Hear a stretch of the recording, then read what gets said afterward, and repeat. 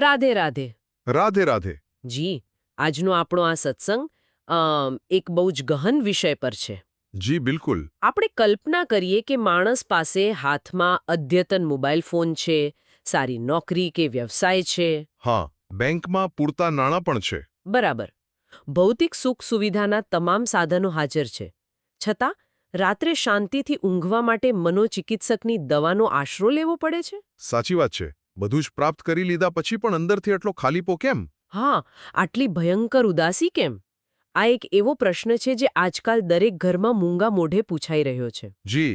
એટલે આજની આ ગહન અને પવિત્ર આધ્યાત્મિક ચર્ચામાં આપણે આ અશાંતિના મૂળ સુધી પહોંચવાનું છે.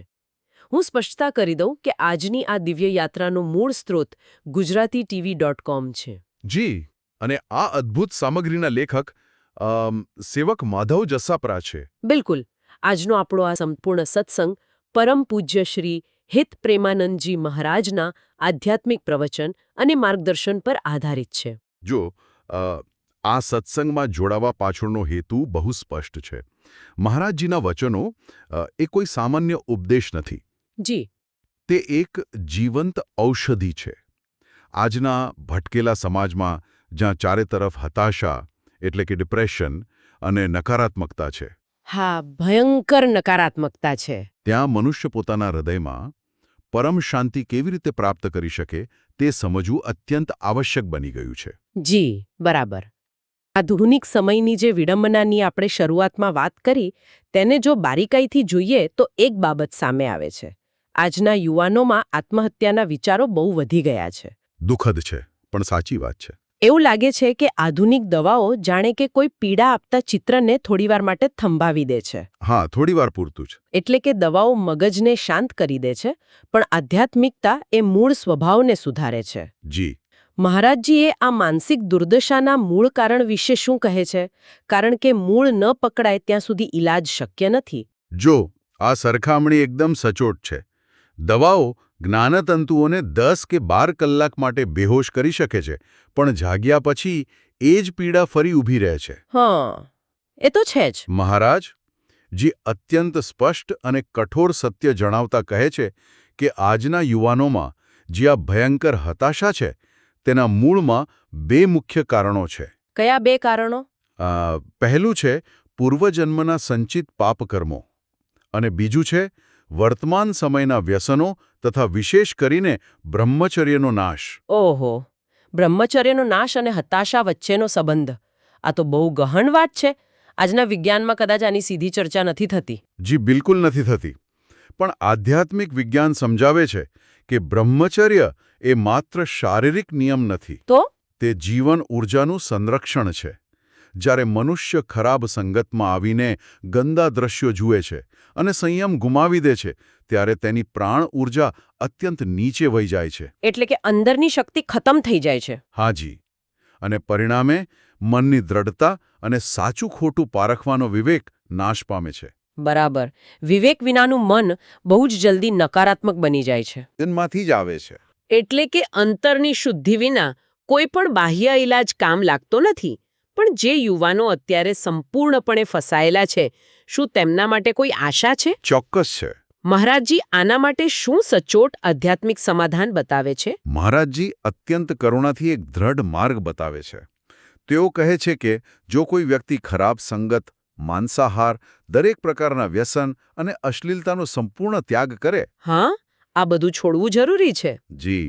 અને પૂર્ણ શ્રદ્ધાથી માત્ર રાધા રાધા નામનો જપ શરૂ કરે તો એક જ મહિનામાં, હા માત્ર 1 મહિનામાં. એક જ મહિનામાં? જી હા. કોઈ પણ દવા વિના મોટામાં મોટું ડિપ્રેશન મૂળમાંથી મટી શકે છે. અરે વાહ! મનોવિજ્ઞાન તો એમ કહે છે કે કોઈ પણ ઊંડા માનસિક રોગને મટતા વર્ષો લાગી જાય છે. તો આ નામજાપની પ્રક્રિયામાં એવું તે શું છે જે આટલી ઝડપથી અસર કરે છે? જુઓ, આ સમજવું ખૂબ જ રોમાંચક છે. હા. પરમાત્માનું નામ એ કોઈ સામાન્ય શબ્દ નથી. તે અનંત દિવ્ય ઊર્જાનું કેન્દ્ર છે. જ્યારે આપણે સતત નકારાત્મક વિચારો કરીએ છીએ ત્યારે આપણું અંતઃકરણ એક કાળા રંગના પાણીથી ભરેલા વાસણ જેવું બની જાય છે. બરાબર. મેલું થઈ જાય છે. હા. હવે આ વાસણમાંથી કાળું પાણી કાઢવાનો રસ્તો શું? તેમાં સતત શુદ્ધ જળ ઉમેરતા રહેવું. બિલકુલ સાચી વાત. જ્યારે મનુષ્ય નામ જપ શરૂ કરે છે ત્યારે તે દિવ્ય નામ એક શુદ્ધ ઊર્જા તરીકે અંદર પ્રવેશે છે. અને ધીમે ધીમે તે પાપોને બાળીને ભસ્મ કરે છે. જી, જેમ જેમ કચરો સાફ થાય છે તેમ તેમ આપોઆપ અંદરથી હકારાત્મક ઊર્જા અને પરમ શાંતિનો ઉદય થાય છે. અદ્ભુત વિજ્ઞાન છે આ.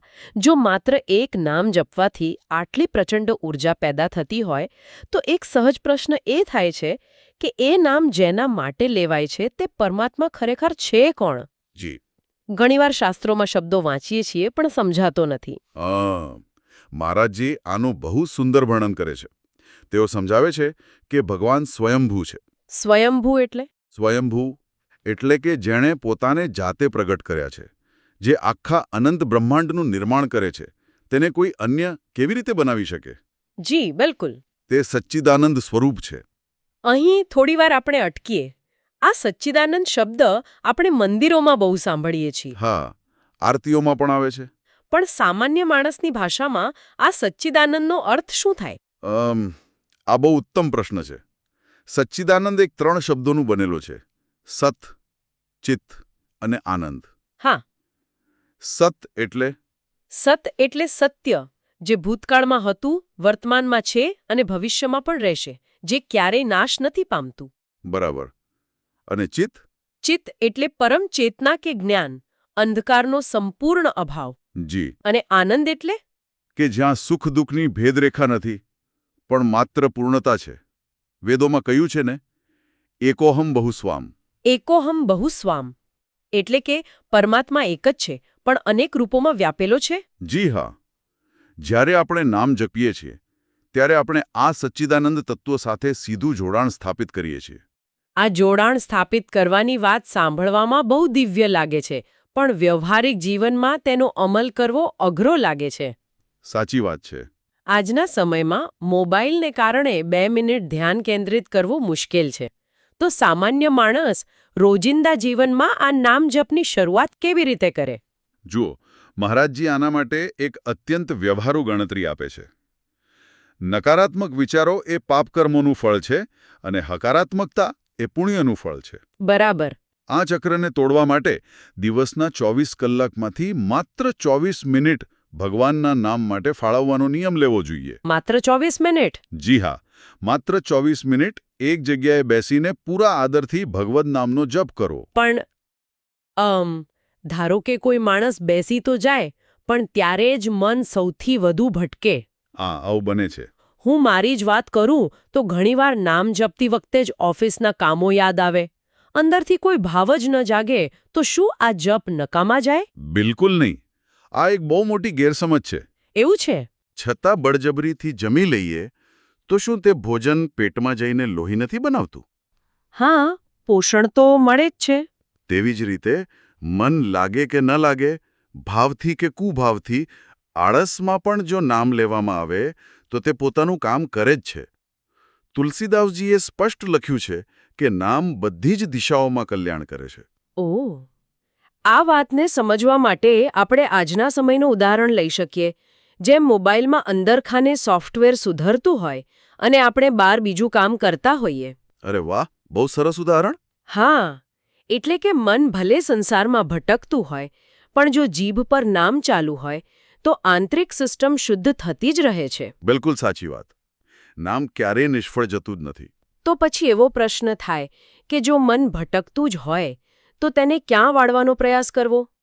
કેટલીક વાર લોકો હોઠથી જપ નથી કરી શકતા, પણ એમનું મન કોઈ ઇષ્ટદેવની મૂર્તિ કે ગુરુમાં જ ખોવાયેલું રહે છે. જી. શું સંસારની આસક્તિ છોડીને આવી જગ્યાએ આસક્તિ કરવી યોગ્ય છે? આધ્યાત્મિક માર્ગમાં આને અત્યંત ઊંચી અવસ્થા માનવામાં આવે છે. ઓહ, એવું છે? જી. આસક્તિનો અર્થ જ એ છે કે જ્યાં મન ચોંટી રહે. સંસારના નાશવંત ભોગોમાં મન લાગે તો તે પતન કરાવે. બરાબર. પરંતુ જો મન ઇષ્ટદેવ કે પ્રભુના ધામમાં લાગેલું રહે તો તે જ સાચી આસક્તિ છે અને તે જ સાચું ભજન છે. મનને શૂન્ય નથી કરવાનું, માત્ર યોગ્ય દિશા આપવાની છે. આ બહુ જ સુંદર વાત થઈ. પણ સાધનાના આ માર્ગ પર એક મોટો ખાડો પણ છે એવું સાંભળ્યું છે. જી હા. એક એવી ભયંકર ભૂલ છે જે મોટા ભક્તની વર્ષોની મહેનત પર પાણી ફેરવી દે. જેમ મોટી હોડીમાં નાનકડું કાણું પડે તો હોડી ડૂબી જાય. સાચી વાત. આ ભયંકર ભૂલ કઈ છે? જુઓ, આ માર્ગ પર ચાલનારા દરેકે આ ચેતવણી હૃદયમાં ખોતરી રાખવી જોઈએ. એ ભયંકર ભૂલ છે પડદોષ દર્શન. પરદોષ દર્શન એટલે કે બીજાના દોષ જોવા. જી, બીજાની નિંદા કરવી કે નિંદા સાંભળવી. મહારાજજી બહુ કડક શબ્દોમાં કહે છે કે જો કોઈ સાધક પારકી નિંદા કરે તો તેના જન્મોજન્મના પુણ્યો નષ્ટ થઈ જાય છે. પણ આ પાછળનો વિધરાઈ શું છે? કોઈના વિશે ખરાબ બોલવાથી આપણા પુણ્ય કેમ નષ્ટ થાય? કારણ કે આપણું મન એક શોષી લેનારા માધ્યમ જેવું છે. જ્યારે આપણે કોઈના દોષ જોઈએ છીએ ત્યારે આપણી ચેતના એના નકારાત્મક કર્મો સાથે જોડાઈ જાય છે. અરે બાપરે! એટલે કે આપણે આપણી અંદર એ જ કચરો ભરી લઈએ છીએ. બિલકુલ. અને બીજું, દરેકની અંદર અંતર્યામી પરમાત્મા બિરાજમાન છે. જ્યારે આપણે નિંદા કરીએ છીએ ત્યારે આપણે તેની અંદર બેઠેલા પરમાત્માનું અપમાન કરીએ છીએ. આ તો ભજનથી મળતી ઊર્જાને સંપૂર્ણપણે ખતમ કરી નાખે. જી હા. એટલે બહાર જોવાને બદલે દરેક જીવમાં પ્રભુના દર્શન કરવા જોઈએ. ખરેખર આ પરદોષ દર્શનની વૃત્તિ મૂળ તો આપણા દેહાભિમાનમાંથી જ જન્મે છે ને, કે હું જ સાચો છું અને આ મારું શરીર જ મારું અસ્તિત્વ છે. સાચી વાત. તો આ દેહાભિમાનને કેવી રીતે ઓગાળવું? આત્મા અને શરીર વચ્ચેના ભેદને સાચા અનુભવથી કેવી રીતે સમજવો? જુઓ, આ માટે મહારાજજી બહુ ઊંડો સિદ્ધાંત સમજાવે છે. આ સમસ્યાનું મૂળ અવિદ્યા છે.